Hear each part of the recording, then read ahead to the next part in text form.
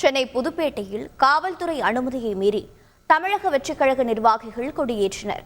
இதுகுறித்த கூடுதல் தகவல்களை செய்தியாளர் சலமன் வழங்கிட கேட்கலாம். சலமன், வணக்கம். காவல்துறைக்கும் தவிக கட்சியினருக்கும் என்ன நடந்தது? முழு விவரங்கள் என்ன?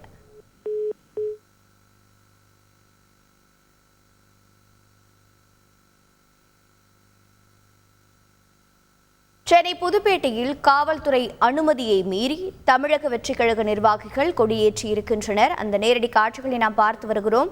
தமிழக வெற்றிக் கழகம் மத்திய சென்னை மாவட்டம் 61வது வட்டம் சார்பில் புதுப்பேட்டை கொய்யாத்தோப்பு பகுதியில் கொடியேற்றும் நிகழ்ச்சி நடைபெற்று வருகிறது.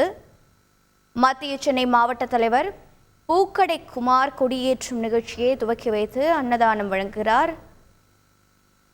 இது பற்றிய கூடுதல் விவரங்களை செய்தியாளர் சாலமன் வழங்கிட கேட்கலாம். சாலமன், வணக்கம். காவல்துறைக்கும் தமிழக வெற்றிக் கழக நிர்வாகிகளுக்கும் இடையே என்ன நடைபெற்றது? முழு விவரங்கள் என்ன? கடந்த 22ஆம் தேதி தமிழக வெற்றி கழகத்தின் கட்சி கொடியை நடிகர் விஜய் துவக்கி வைத்தார்.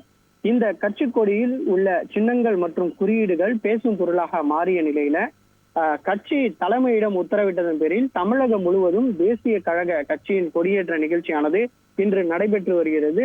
அந்த வகையில தற்போது மத்திய சென்னை மாவட்டம் சார்பில் புதுப்பேட்டை கொய்யாத்தோப்பு பகுதியில் மத்திய சென்னை மாவட்ட தலைவர் பூக்கடை குமார் தலைமையில இந்த தமிழக வெற்றி கழகத்தோட கட்சி கொடியை ஏற்றும் நிகழ்ச்சியானது நடைபெற்றது.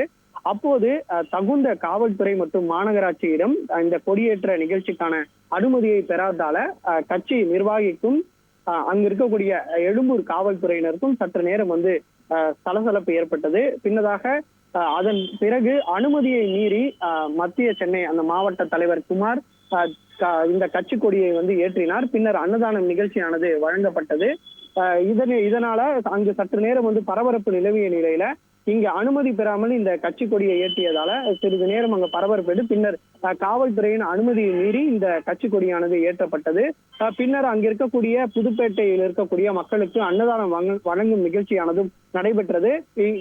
இதை தொடர்ந்து செய்தியாளர்களை சந்தித்த அவர் தமிழகம் முழுவதும் இந்த கட்சி கொடியேற்ற நிகழ்ச்சி பிறப்பிக்கப்பட்டு வருவது. குறிப்பாக இந்த கட்சி கொடி ஏற்றுவதால பல்வேறு பிரச்சனைகள் உண்டாவதாகவும் வகையில அவர் ஒரு செய்தியாளர்களை சந்திக்கும் போது அவர் தெரிவித்திருந்தார்.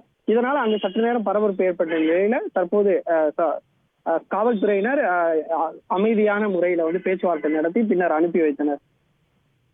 தகவல்களை வழங்கியதற்கு நன்றி சாலமன்.